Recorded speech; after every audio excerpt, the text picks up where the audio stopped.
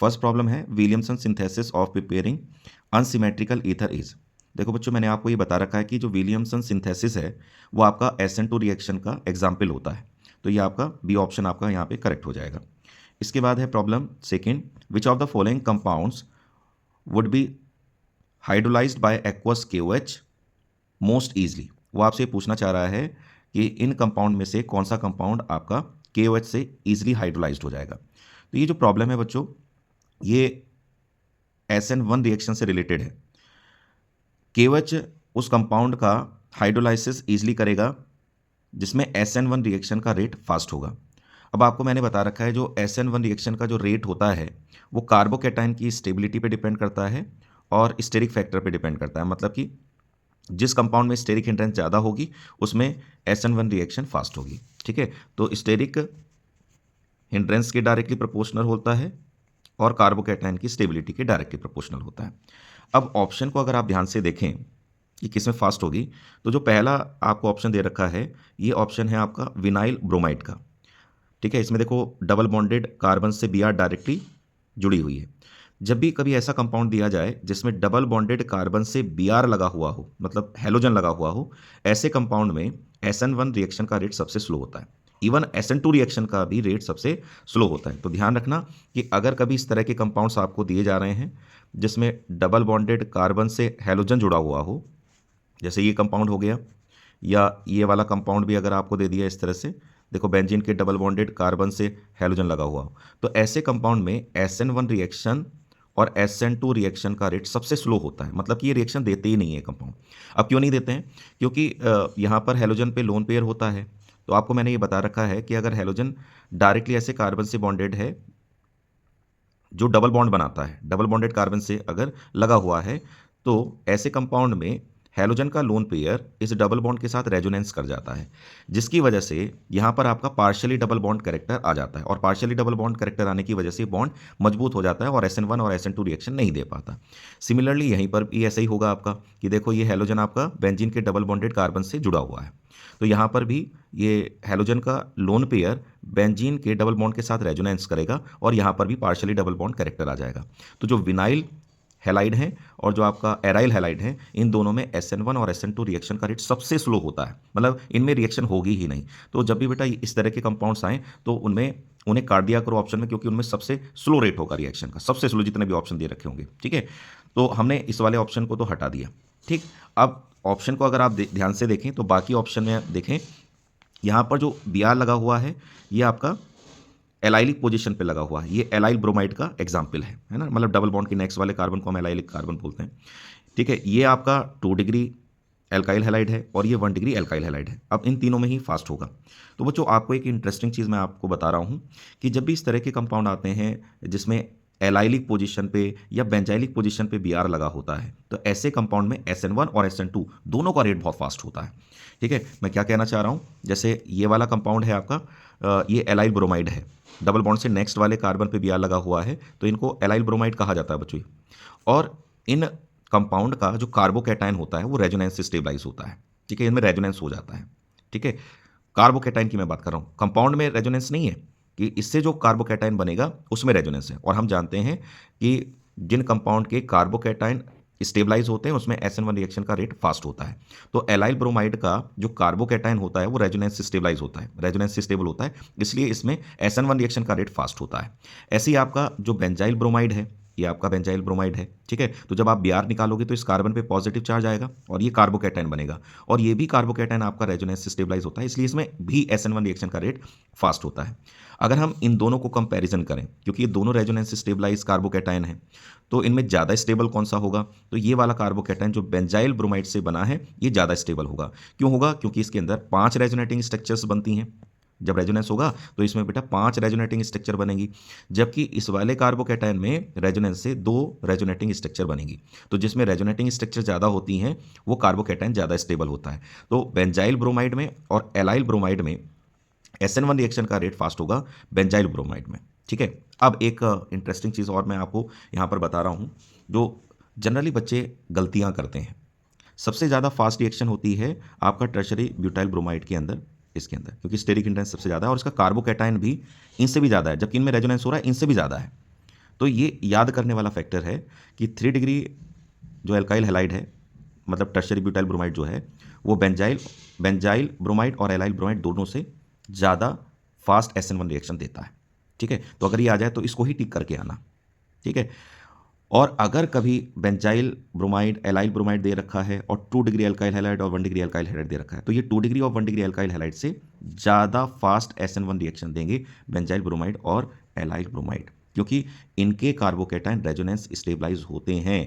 बस ये वाला कंपाउंड जो है, इनका SN1 का जो रेट है वो इस वाले कंपाउंड से तो कम है, बाकी इन सभी कंपाउंड से इनका रेट ज़्यादा है। 2 डिग्री से भी ज़्यादा होगा इनका और 1 डिग्री अल्काइल हैलाइड से भी ज़्यादा होगा। तो ये दिमाग में अपने फिट कर लीजिएगा। और इनसे ज़्यादा किसका है? आपका टर्शरी हैलाइड का। तो मैं बार बार कह रहा हूँ, इस ऑर्डर को अपने दिमाग में रखना कि बेंजाइल ब्रोमाइड और एलाइल ब्रोमाइड जो होते हैं, इनका SN1 रिएक्शन का रेट 2 डिग्री अल्काइल हैलाइड और 1 डिग्री अल्काइल हैलाइड से ज़्यादा होता है। इवन SN2 रिएक्शन का भी रेट इनसे ज़्यादा होगा, ये ध्यान रखिएगा। ठीक है, तो जो हमें प्रॉब्लम दी थी, तो उस प्रॉब्लम को अगर आप ध्यान से देखें तो इस प्रॉब्लम में आपका आंसर जो हो जाएगा ये वाला हो जाएगा, क्योंकि इसमें 2 डिग्री एल्काइल हैलाइड दे रखा है, 1 डिग्री एल्काइल हैलाइड दे रखा है और ये एलाइल हैलाइड दे रखा है, ये विनाइल हैलाइड। तो विनाइल हैलाइड तो देते ही नहीं है। और अभी मैंने आपको बताया कि 2 डिग्री और 1 डिग्री एल्काइल हैलाइड से फास्ट रिएक्शन आपकी एलाइलिक हैलाइड के अंदर देखने को मिलती है। इस वजह से डी ऑप्शन आपका करेक्ट हो जाएगा। तो इसको बच्चों ध्यान से अपने दिमाग में फिट कर लेना इन सभी एग्जाम्पल्स को। नेक्स्ट प्रॉब्लम है, according to Werner's theory of coordination compounds. पहला option, primary valencies are ionizable. बिल्कुल सही है, प्राइमरी वैलेंसीज आपकी आयनाइजेबल होती हैं, तो पहला ही ऑप्शन आपका करेक्ट हो जाएगा। सेकेंडरी वैलेंसीज आर आयनाइजेबल, गलत लिखा हुआ है, ये नॉन आयनाइजेबल होती हैं बच्चों। Both primary and secondary valencies are non ionisable, गलत है। बोथ प्राइमरी और सेकेंडरी वैलेंसी, इसका मतलब भैया पहला ही ऑप्शन आपका करेक्ट होगा, प्राइमरी वैलेंसीज आयनाइजेबल होती हैं। इसके बाद नेक्स्ट है आपका, which of the following complex ion is not optically active. देखो बच्चों, ऑप्टिकली एक्टिव कंपाउंड्स वो होते हैं जो ऑप्टिकल आइसोमेरिज्म शो करते हैं। तो अगर किसी कंपाउंड में ऑप्टिकल आइसोमेरिज्म नहीं है तो वही आपके ऑप्टिकल एक्टिव नहीं होंगे। ठीक है, तो यहाँ पर ट्रिक याद रखिएगा कि ऑप्टिकल आइसोमेरिज्म या ऑप्टिकली एक्टिव कंपाउंड्स वो होते हैं जिन कंपाउंड्स के अंदर आपको बाइडेंटेड या पॉलीडेंटेड लिगेंड्स देखने को मिलते हैं। ये ट्रिक है कि अगर कंपाउंड में बाइडेंटेड और पॉलीडेंटेड लिगेंड्स आ रहे हैं तो वो कंपाउंड्स ऑप्टिकल आइसोमेरिज्म शो करेंगे, मतलब वो आपके ऑप्टिकली एक्टिव होंगे। लेकिन एक इंपॉर्टेंट पॉइंट कि अगर आपको ऐसा कोई कॉम्प्लेक्स दिख रहा है जिसमें बाइडेंटेड या पॉलीडेंटेड लिगेंड्स प्रेजेंट हैं बट वो कंपाउंड की ट्रांसफॉर्म है, वो कौन सी फॉर्म है? आपको पता है कि कंपाउंड की 2 तरह की फॉर्म हो सकती हैं, सिस फॉर्म और ट्रांसफॉर्म, अगर उसमें ज्योमेट्रिकल आइसोमेरिज्म है।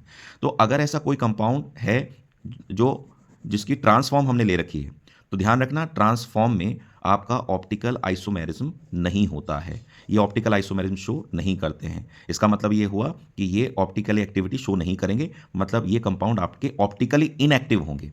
तो यही क्वेश्चन पूछा था कि ऑप्टिकली एक्टिव कौन सा नहीं है इनमें, तो भैया जो ट्रांसफॉर्म दे रखी है ये ट्रांसफॉर्म आपकी ऑप्टिकली एक्टिव नहीं होगी। अब क्यों नहीं होगी उसका रीज़न भी मैं बता देता हूं कि जो ट्रांसफॉर्म होती है बच्चों, इसके अंदर सिमेट्री प्रेजेंट होती है, प्लेन ऑफ सिमेट्री प्रेजेंट होती है, जिसकी वजह से इसमें ऑप्टिकल आइसोमेरिज्म नहीं हो पाता।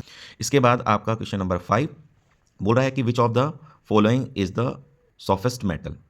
इनमें सबसे सॉफ्ट मेटल कौन सा है? तो बच्चों आपको पता होना चाहिए कि जिन मेटल की डी सबसेल कंप्लीटली फिल्ड होती है ना, ये ध्यान रखिएगा कि सॉफ्ट मेटल वो होते हैं, जिंक, कैडमियम, मरकरी, ये मेटल आपके सॉफ्ट होते हैं। और इनके सॉफ्ट होने का रीज़न क्या है? क्योंकि इनके अंदर वीक मेटेलिक बॉन्डिंग होती है। और वीक मेटेलिक बॉन्डिंग होने का रीज़न ये है क्योंकि इन सभी एलिमेंट का कॉन्फ़िगरेशन अगर आप देखें तो उसमें डी सबशेल कंप्लीटली फिल्ड होती है, D10 कॉन्फ़िगरेशन होता है। तो डी सबशेल कंप्लीटली फिल्ड होने की वजह से इन एलिमेंट्स के अंदर वीक मेटेलिक बॉन्डिंग देखने को मिलती है, और वीक मेटेलिक बॉन्डिंग होने की वजह से ही ये क्या होते हैं? सॉफ्ट होते हैं। तो अगर इन तीनों में से कोई भी आपको ऑप्शन में दिखाई दे रहा है वही आपका ऑप्शन हो जाएगा। तो सॉफ्ट मेटल कौन सा हो जाएगा? आपका Zn हो जाएगा। रीज़न आपको क्लियर हो गया होगा। इसके बाद नेक्स्ट है आपका, in the Hinsberg's method for separation of primary, secondary and tertiary amines the reagent used इन।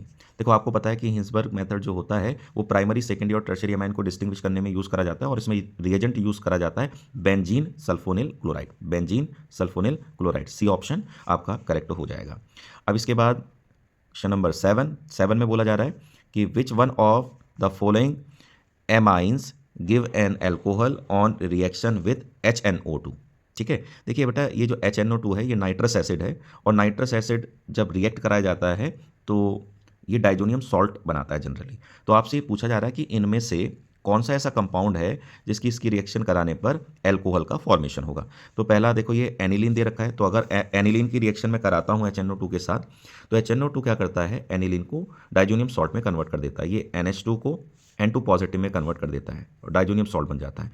और ये बेटा डाइजोनियम जो सॉल्ट है जो एनिलीन से बनता है, ये आपका स्टेबल होता है, और ये स्टेबल होता है रेजोनेंस की वजह से। इसमें रेजोनेंस देखने को मिलता है, तो ये रेजोनेंस स्टेबलाइज्ड है। तो एनिलीन से मिलने वाला डाइजोनियम सॉल्ट स्टेबल होता है बच्चों। जबकि जो आपका दूसरा ऑप्शन दे रखा है C2H5NH2, ये जो 1 डिग्री अमाइन है आपका C2H5NH2, जब इसकी रिएक्शन कराएंगे तो सेम जैसे एनिलीन को इसने डाइजोनियम सॉल्ट में कन्वर्ट करा, ये भी इसको डाइजोनियम सॉल्ट में कन्वर्ट करता है। तो NH2 को किस में कन्वर्ट कर देगा, N2 पॉजिटिव में, इसकी जगह N2 पॉजिटिव आ जाएगा। This is the diazonium salt. लेकिन ये डाइजोनियम सॉल्ट बच्चों अनस्टेबल होता है। ठीक है, क्यों होता है, क्योंकि इस डाइजोनियम सॉल्ट में रेजोनेंस नहीं होता, तो ये अनस्टेबल होगा। तो आपको ध्यान रखना है कि जो आपके एरोमेटिक 1 डिग्री अमाइंस होते हैं, मतलब जो एनिलीन होता है, वो HNO2 के साथ जब रिएक्शन करता है तो उससे बनने वाला डाइजोनियम सॉल्ट आपका रेजोनेंस स्टेबलाइज होता है। जबकि जो आपके एलिफेटिक 1 डिग्री अमाइंस होते हैं, उसकी रिएक्शन जब HNO2 के साथ कराई जाती है तो उससे भी डाइजोनियम सॉल्ट बनता है, लेकिन वो अनस्टेबल होता है। और अनस्टेबल होने की वजह से ये तुरंत वाटर के साथ रिएक्शन कर लेता है, और जब वाटर के साथ रिएक्शन करेगा तो यहाँ से ये N2 वाला जो पार्ट है ये हट के वाटर का OH वाला पार्ट इसकी जगह पर लग जाएगा, और कंपाउंड बन जाएगा C2H5OH, और ये बन जाएगा एल्कोहल। तो जो एल्कोहल का जो फॉर्मेशन होता है, ध्यान रखिएगा, जो आपके एलिफेटिक 1 डिग्री एमाइन जब कभी भी HNO2 के साथ रिएक्शन करेंगे तो फाइनल प्रोडक्ट क्या बनेगा, आपका एल्कोहल बनेगा। जबकि आपका अगर एरोमेटिक 1 डिग्री एमाइन मतलब कि एनिलीन को अगर आपने HNO2 के साथ रिएक्ट कराया तो फाइनल प्रोडक्ट आपका डाइजोनियम सॉल्ट बनेगा। आगे रिएक्शन नहीं हो पाएगी, जैसे यहाँ पे वाटर के साथ होकर एल्कोहल बन रहा था, इसमें ऐसा नहीं होगा क्योंकि ये स्टेबल कंपाउंड है, ये रेजोनेंस स्टेबलाइज होता है, इस वजह से आगे रिएक्शन प्रोसीड नहीं करेगी, जबकि इसमें आगे प्रोसीड कर जाएगी। तो यही आपसे पूछा था कि किस में एल्कोहल बनेगा, तो एल्कोहल बच्चों जो बनेगा आपका बी ऑप्शन में बन जाएगा। आगे question number 8, the freezing point of 1 mole KCl solution assuming KCl to be completely dissociated in water, और वाटर के लिए आपको KF की वैल्यू गिवन है। तो इसको हम कैसे करेंगे बच्चों, यहाँ पर आपको 1 मोलल दे रखा है। अब 1 मोलल मतलब आपको मोलैलिटी की वैल्यू दे रखी है 1 मोलल। ठीक है, KCl सॉल्यूशन है और ये KCl सॉल्यूशन आपका कंप्लीटली डिसोसिएट हो रहा है। देखो बच्चों, KCl आपका कंप्लीटली डिसोसिएट हो रहा है, तो कंप्लीट डिसोसिएट जब होता है तो वॉन्ट ऑफ फैक्टर जो होता है वो आपका n के इक्वल होता है, मतलब नंबर ऑफ पार्टिकल के इक्वल होता है। और KCl के केस में नंबर ऑफ पार्टिकल कितने होंगे, KCl जब डिसोसिएट होगा तो एक K और एक Cl देगा, तो 2 यहाँ पर आयंस आपको मिलेंगे, और यही आपकी n की वैल्यू होगी। तो वॉन्ट ऑफ फैक्टर कितना हो जाएगा 2। तो जब भी न्यूमेरिकल में बेटा आपको इस तरह से लाइन दी हो, कंप्लीट डिसोसिएशन दे रखा हो, तो ये वॉन्ट ऑफ फैक्टर निकालने के लिए दिया होता है। ठीक है, तो ये ध्यान रखिएगा, वॉन्ट ऑफ फैक्टर कितना आ गया आपका 2। KF की वैल्यू हमको दे रखी थी 1.86, और मेरे से फ्रीजिंग पॉइंट पूछा गया है सॉल्यूशन का। तो फ्रीजिंग पॉइंट निकालने से पहले मैं डेल्टा TF निकालूंगा। डेल्टा TF का फॉर्मूला होता है I into KF into M। Want of factor कितना निकाला हमने 2, KF की वैल्यू 1.86 और M की वैल्यू 1 है। जब हमने इसको सॉल्व किया तो आएगा 3.72 केल्विन। और ध्यान रखना बच्चों, ये डेल्टा TF जो 3.72 केल्विन आया है, इसको आप 3.72 डिग्री सेल्सियस भी कह सकते हो, क्योंकि चेंज जो होता है केल्विन में और डिग्री सेल्सियस में बराबर होता है, तो इसकी यूनिट केल्विन भी लिख सकते हो और डिग्री सेल्सियस भी लिख सकते हो। अब दूसरा फॉर्मूला लगाएंगे, डेल्टा TF इक्वल टू आपका T0F माइनस TF। ठीक है बच्चों, यहाँ पर T0F है आपका freezing point of pure solvent. जैसे यहाँ पर इस प्रॉब्लम में सॉल्वेंट वाटर लिया है, मुझे कैसे पता चला वाटर लिया है इसमें, क्योंकि यहाँ पर अगर आप ध्यान से देखें, यहाँ पर वाटर की बात करी गई है। ठीक है, the water is used as a solvent, और यहाँ पर ये वाटर का फ्रीजिंग पॉइंट है बेटा, वो कितना होता है 0 होता है।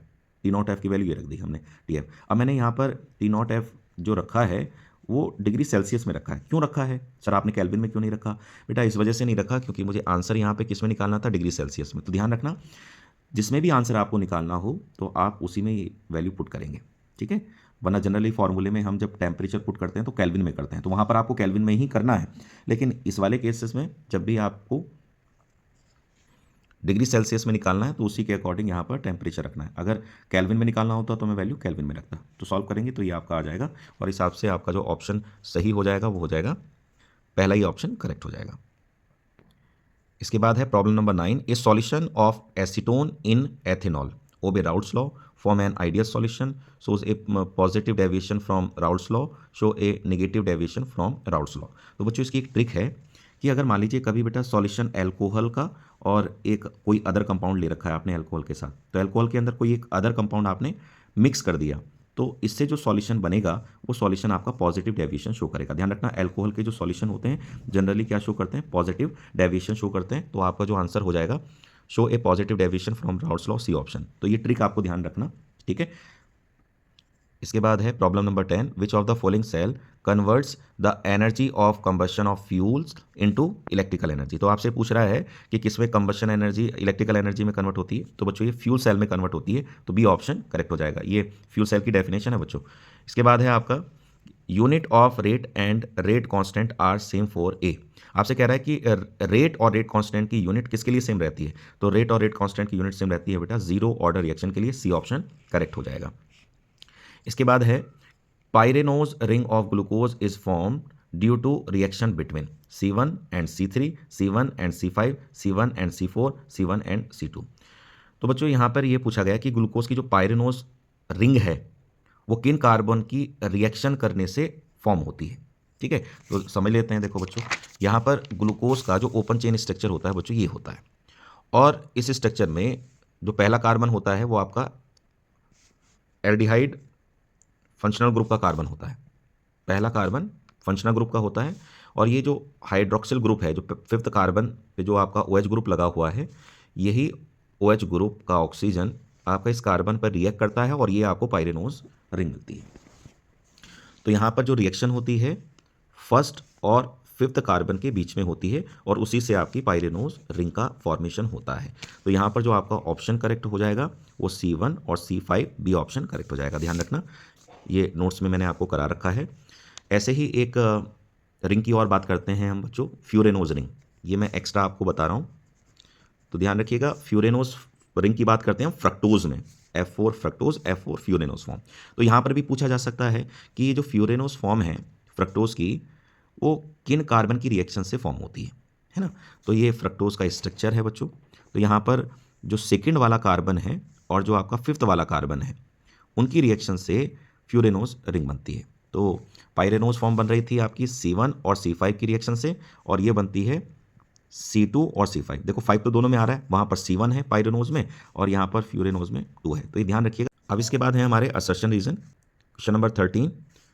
असर्शन में बोला जा रहा है कि actinoid show wide range of oxidation state. बिल्कुल सही है, एक्टिनॉइड आपके wide range of oxidation state show करते हैं, बिल्कुल करेक्ट है। Actinoids are radio active in nature, बिल्कुल बात सही है।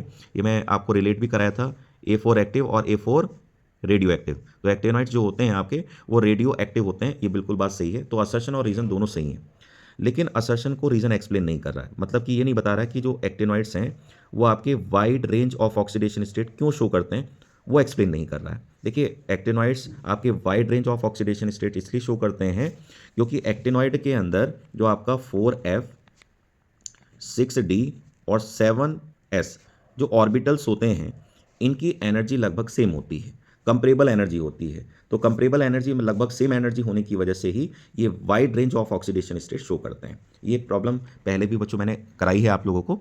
तो इसमें असर्शन रीजन दोनों सही है, लेकिन एक्सप्लेनेशन सही नहीं है, तो बी ऑप्शन आपका करेक्ट हो जाएगा। क्वेश्चन नंबर 14 में क्या बोल रहा है assertion, hydrolysis of an ester follow first order kinetics. हाँ बिल्कुल बात सही है। आपको मैंने एक रिएक्शन पढ़ा रखी है सूडो फर्स्ट ऑर्डर रिएक्शन। तो सूडो फर्स्ट ऑर्डर रिएक्शन में आपको ये एग्जाम्पल लिखवा रखा है मैंने, ठीक है। ये आपका एस्टर होता है, और इसका जब मैं हाइड्रोलिसिस कराता हूँ, वाटर के साथ रिएक्शन कराता हूँ इन एसिडिक मीडियम में, तो यहाँ से ये बॉन्ड टूटेगा, और टूटने के बाद वाटर का हम H इधर देते हैं और OH इधर देते हैं। तो क्या कंपाउंड बनेगा, CH3 COOH बनेगा और C2H5OH बनेगा, C2H5OH बनेगा। तो रिएक्शन से ये बनता है। ये सूडो फर्स्ट ऑर्डर रिएक्शन में आपको मैंने करा रखा है। तो ये जो रिएक्शन है ये एक्चुअल में फर्स्ट ऑर्डर रिएक्शन नहीं है, लेकिन ये जब वाटर को हम एक्सेस अमाउंट में लेते हैं इस केमिकल रिएक्शन में, तो ये फर्स्ट ऑर्डर काइनेटिक्स को फॉलो करती है।